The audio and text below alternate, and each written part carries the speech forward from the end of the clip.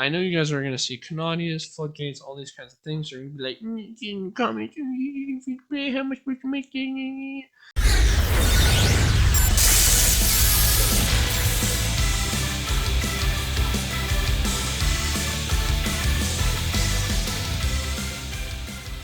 What is up, everybody? It is your boy Herf here, back on the Duel Entertainment channel, and today we got a video for you guys that has been requested a couple of times, but my top favorite 3 auto duel decks in dueling. So if you're unaware what auto dueling is, so if you go to the Vagabond or any like worldly person, you have a duel feature or an auto duel feature. The reason why auto dueling on 3 times rewards is really nice is because the computer will just duel for you, and then you get 1500 XP basically for just clicking, and you do that over and over to level up your characters. And leveling up your characters is important for not only gems, but a lot of characters will have good cards. So I don't think Joey has very many good ones, but you guys all know the ones that are good. Like My Valentine has, where is it? She has Windstorm of Ataqua, which is one of the best free-to-play traps in the game. So basic things like that, it'll give you a lot of very good rewards, both in gems and in in cards. So let's get right into the deck. So I have 3 of them, and you're gonna see a common theme. So once you spot the theme, you'll basically just be able to build any auto duel deck. So let's just get right into it. My first one that I use a lot would be Hammerhead Shark Control, right? So I know you guys are gonna see Canadias, floodgates, all these kinds of things. You're gonna be like, comment, how much we can make. Okay, so this is a ticket. This is Card Trader. This is Card Trader. So all the monsters are free. This is a ticket. Canadia, we tell you to go into that box anyways. So really, after this, just put your 6 best back row. I don't care if it's like memory loss. I don't care what it is, okay? Just put in 6 back row, okay? Or if you only have 1 Canadia, put in this many back row, okay? Anything that like stops attacks, like you could put in your Windstorm of Ataquas, you could put in your Regulation of the Tribes, you could put in your Curse of Anubis, Curse of Anub. So all of these things are going to serve you well, right? Just in general. And the reason why this monster lineup is good is that once per turn you can reduce the level of this card by 1, and if you do, special summon 1 level 3 or lower water monster from your hand.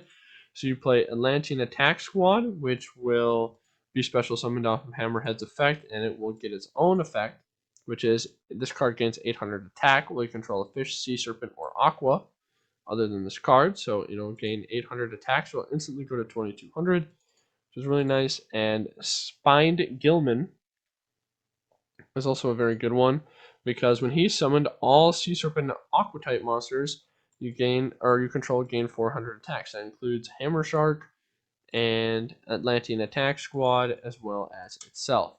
So this guy's a 1700 attack monster on summon, as well as it'll help all of the other ones as well. Definitely, I mean, it's pretty. The monster lineup, I think, of this one is the cheapest out of all of the other ones. But in general, because all of these are free to play, basically all of these cards are free to play, and then it is just your next best 9 cards. Really, is all this is. So put in this within your best 9 cards. Other cards that I really like running in general and just auto duel decks is Gravity Lash. Gravity Lash is a very good back row, as well as something like Shrink is really good. Basically, anything that will increase or decrease attack is always really good for auto duel, because the computer doesn't like the combo at all. It just likes to normal summon and then use spells and traps to swing over. I mean, that's the only thing that it's going to do. So exit without saving.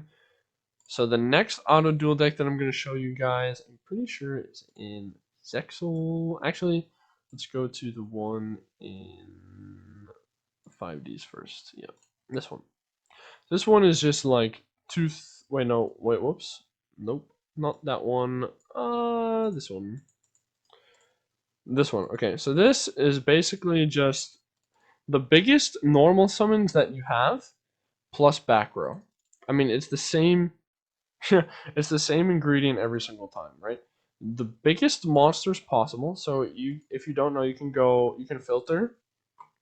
And what I did is I filtered for normal, 4, 3, 2, 1, filter, and then I went sort by attack, top down, and then you see I just clicked like the first like 3, you know, like all of these will have 2,000 attack. So this actually might be cheaper than the other one, because there are just so many of these, right, that are like high. Basically anything above 1800 is usable. So all of these ones that you're seeing me click on, you can do the filter yourself. I mean, 1850 you can still do as well. I mean, it's funny that this guy's a main box ultra rare, honestly. Yeah, I mean, anything you want it to be at least 1800, but honestly, even just 1800 is fine. You just want big beaters. The bigger, the better. So 2000 is the optimal one. You just put as many of those in as possible. If you want, you can put in some rank 4 XCs like Gem Knight Pearl.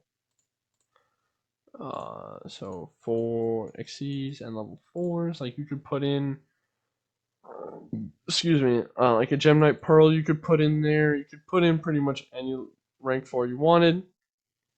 Although the auto duel deck tends to misplay the more things that you put into it, right? So the more options it has, the more likely it's going to select the wrong one. So you just, I don't even know how you get some of these. How to obtain, not related. So that's in Dimensions of Wizards. This guy's in Cybernetic Rebellion or in the new Structure deck.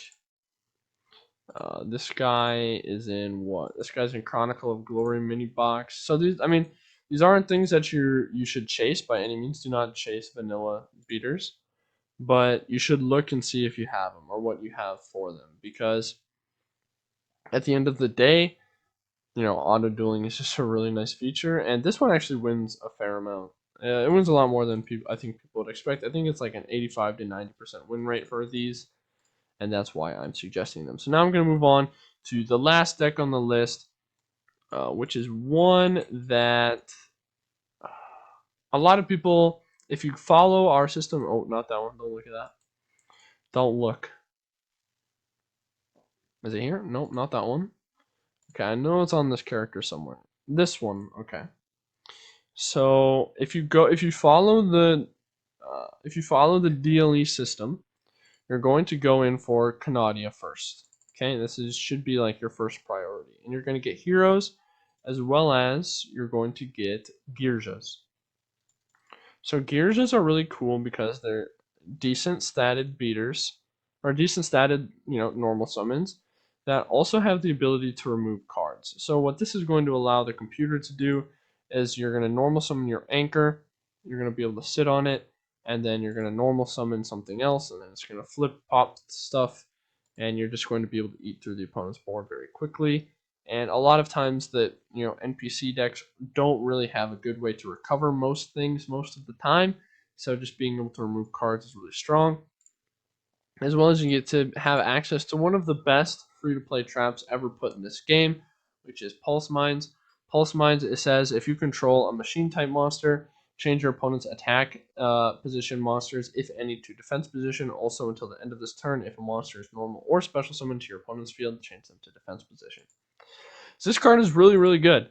And it's a ticket, so it's really easy to get. So you're going to put in 3 attackers, 3 anchors, and 3 arsenals. And then basically you're going to put in your 3 Canadias because you're going to have them from going through the box 3 times.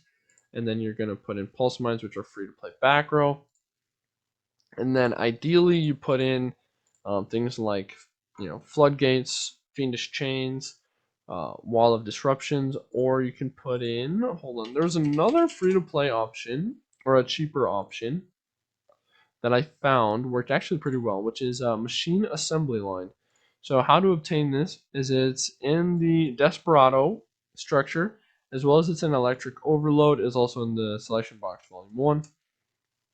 But Full Metal Desperado, most people have Desperado because they went in to buy the deck. So if you do, you can include this. What this is going to do is, where did it go? It will boost this attack of all machines on the field, as well as every time a machine is destroyed, you get to put 2 counters, remove 4 counters, and special summon a machine from your grave. So really, really powerful for this deck, as well as very cheap.